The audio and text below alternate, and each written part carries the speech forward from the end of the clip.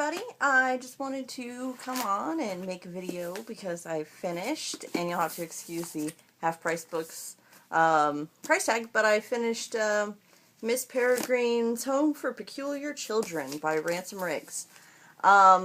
This book, I joined a book club, and my first meeting with them is at the end of this month, and this is the book that they chose to read, and so I picked it up at Half Price Books to read it, to prepare for the book club, and so I just finished it, and I have never been interested in reading this book. It's just the idea of it has never interested me. So I was surprised that they chose it. It's a teen fiction book club, which I think is really cool, because I thought I was the only adult that still reads teen fiction, but apparently there's a small community of us in the area, so that's exciting. But I've never been interested in this book, and so I wasn't exactly excited to read it, but you know, I'm a team player, so I did, and I'm still not excited about it.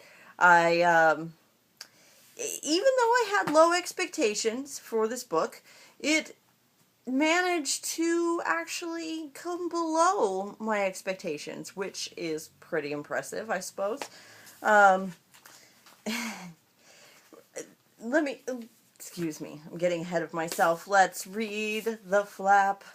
It all awaits to be discovered in Miss Peregrine's Home for Peculiar Children, an unforgettable novel that mixes fiction and photography in a thrilling reading experience. As our story opens, a horrific family tragedy sets 16-year-old Jacob journeying into a remote island off the coast of Wales, where he discovers the crumbling ruins of Miss Peregrine's Home for Peculiar Children.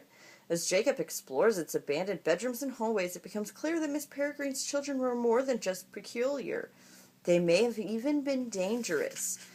They may have been quarantined on a deserted island for a good reason, and somehow, impossible as though it may seem, they may still be alive. A spine-tingling fantasy illustrated with haunting vintage photography, Miss Peregrine's Home for Peculiar Children will delight adults, teens, and anyone who relishes an adventure in the shadows. So that's it.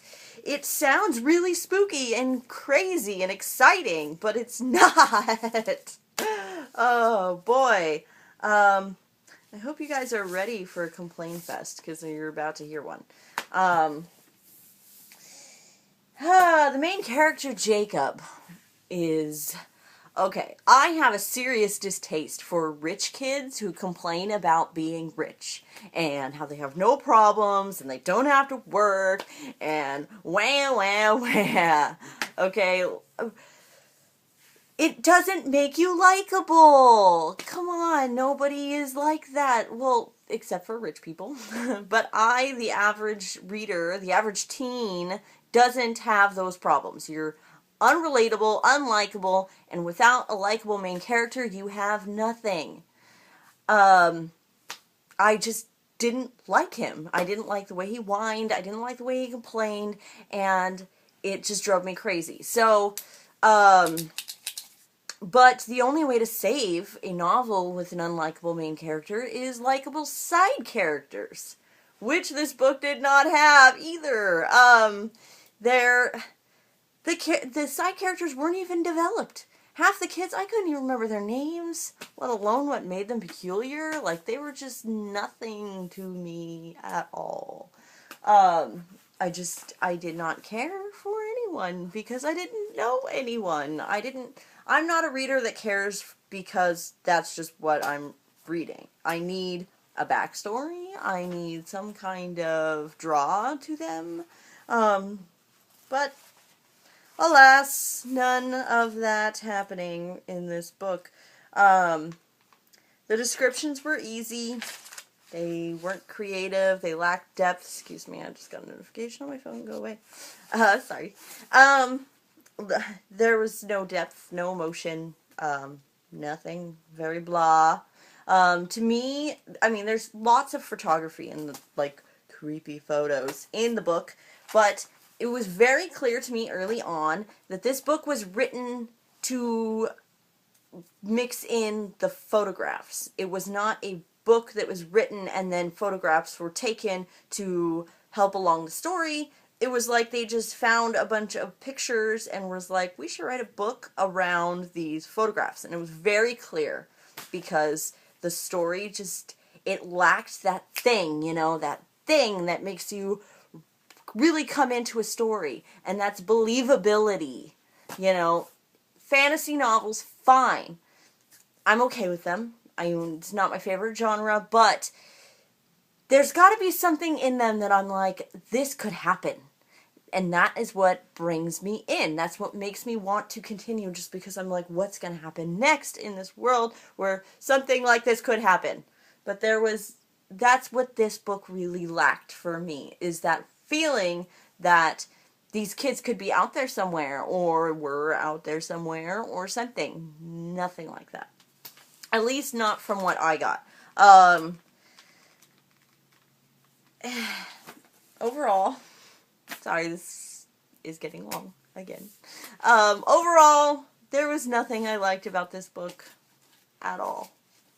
It was 348 pages that I had to force myself through every time.